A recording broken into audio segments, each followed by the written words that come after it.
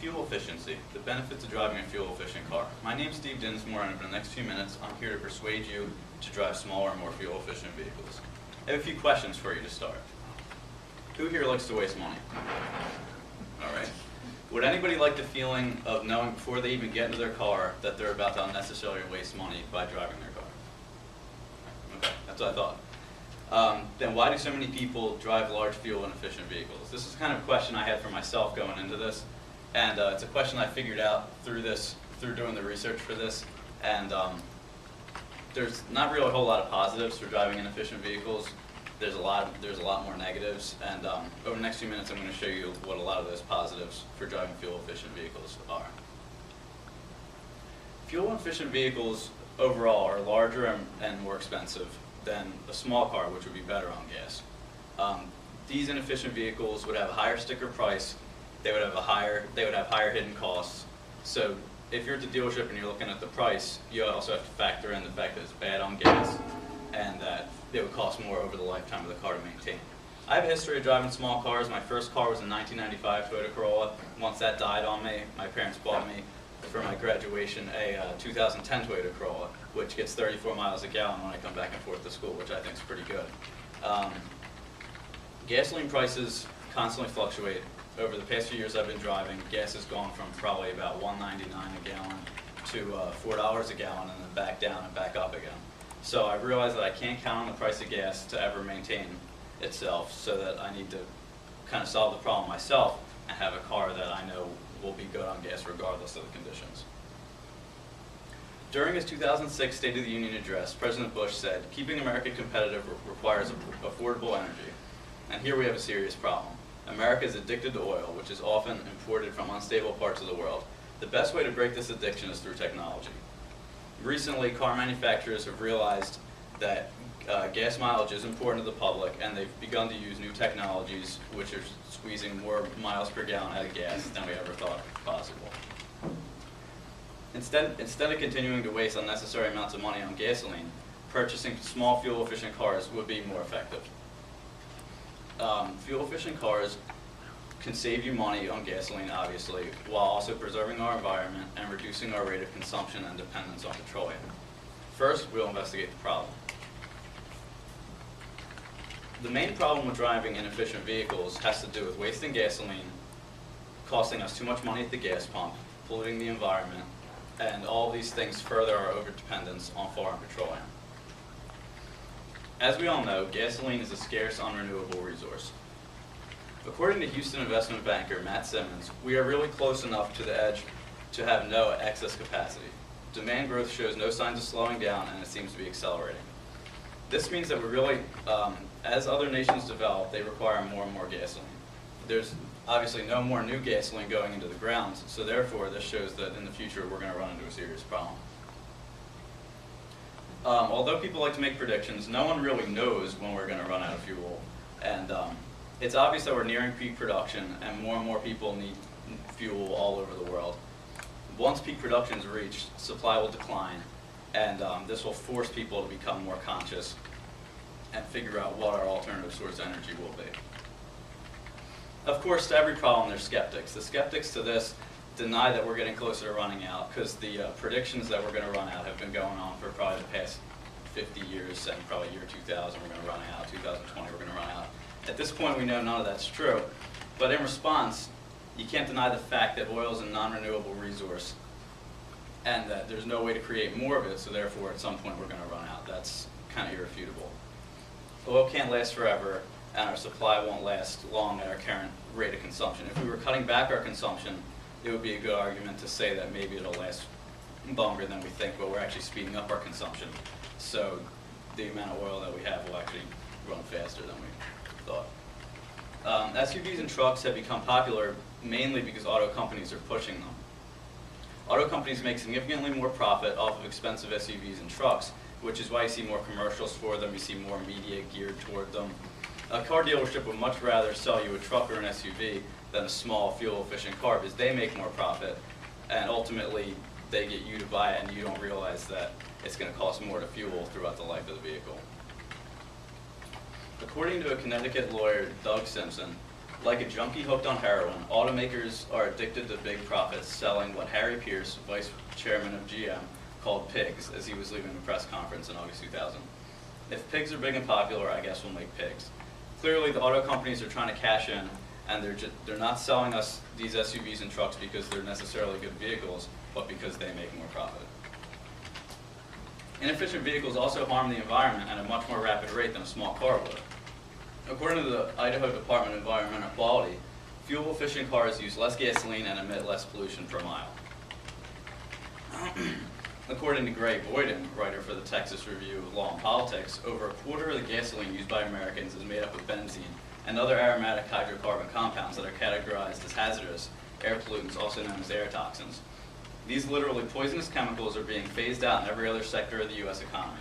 However, in gasoline, they're still being used to enhance fuel octane. This shows that consuming more gasoline in our cars is noticeably harming the environment. And although every gas-powered car emits some type of toxins, SUVs and trucks and inefficient vehicles release more. Therefore, as skeptics would say, no gasoline-powered car is truly safe, but it would be a lot more safe for the environment and for our sustainability to drive a smaller, fuel-efficient car. Driving inefficient vehicles also increases our dependence on foreign oil. According to Greg Boyden, the major dangers of oil dependence, to name a few, include volatile, increasing oil prices, growing uncertainty over long-term oil supply, high current account deficits, and the financing of terrorism and tyranny by U.S. petrodollars. This is a big deal because the majority of our oil that we currently use is imported from typically unstable countries. According to Armstrong Williams, writer for the New York Amsterdam News, we're in a situation where our economic future is becoming increasingly vulnerable to our enemies. This is a big deal, and any way possible, it would be great for us to somehow reduce our dependence on foreign oil and somehow be able to fuel our cars ourselves and eventually move away from gasoline. Ultimately, we can't solve America's oil dependency problems ourselves. However, we can do our part by purchasing fuel-efficient cars. The solution. As Americans, we must significantly reduce our gasoline usage and increase our level of sustainability by driving small, fuel-efficient cars. Fuel-efficient cars will have a number of advantages to them. Namely, a fuel-efficient car will be defined as a sedan or small car. It's not necessarily that I have anything against trucks or SUVs, it's just that they have bigger engines which by nature consume more gas and emit more pollutants to the air. These small cars would normally have 4-cylinder engines or smaller 6-cylinder engines. They have smaller engine displacements and normally they have lower horsepower or torque ratings.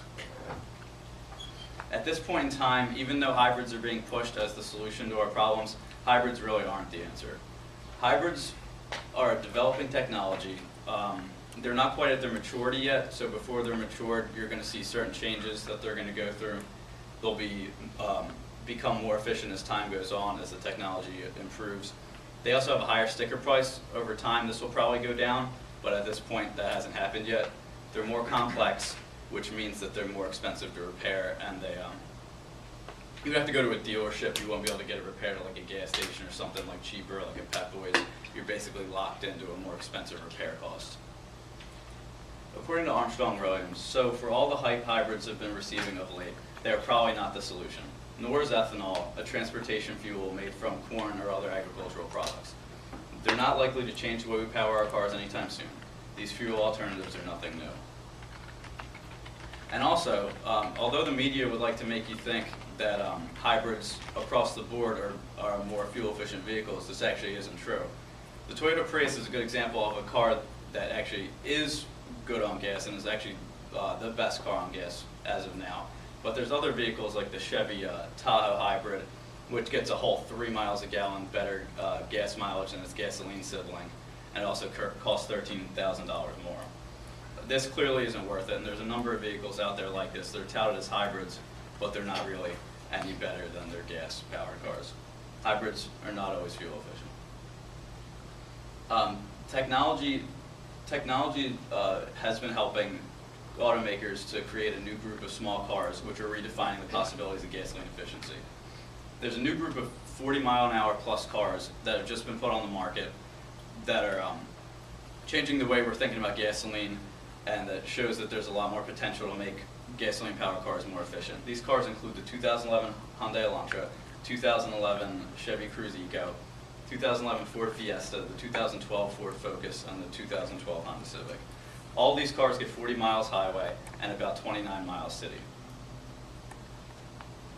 New technologies, these new technologies that these automakers are using to give us never before seen fuel economy include direct fuel injection, replacing 8 cylinders with a turbocharged 6-cylinder, and small displacements, and also lightening the materials that the cars are used, that the cars are built by. Now that we know why we need to reduce our gasoline consumption and how we can take part in all this fuel-saving initiatives, it's time to examine the benefits of buying small fuel-efficient cars. The benefits, according to eHalAutos.com and CarLocate.com, save you money on gas, contribute to cleaner air by producing lower emissions, which help protect the environment. They're typically smaller, simpler, and therefore have a cheaper sticker price. They help national energy security by reducing our dependence on foreign oil. They have better gas mileage, obviously, which leads to less money at the pump and fewer refueling stops. Many insurance companies will give you a discounted rate if you drive a car that's better on gas.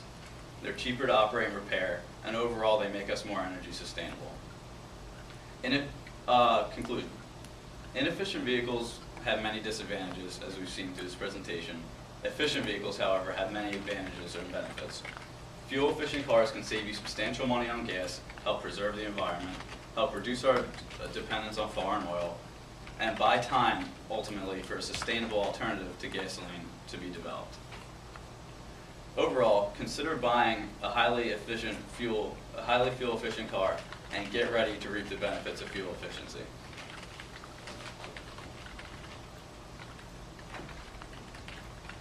On my wiki, I put together a list from Consumer Reports that shows the 19 most fuel-efficient cars on the market currently, and some of the 3 new choices for cars that are getting 40 miles a gallon highway.